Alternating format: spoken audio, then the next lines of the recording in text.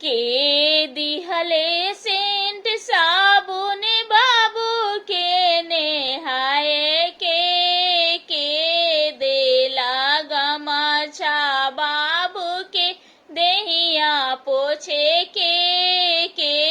देला गमछा बाबू के देहिया पोछे के अम्मा देली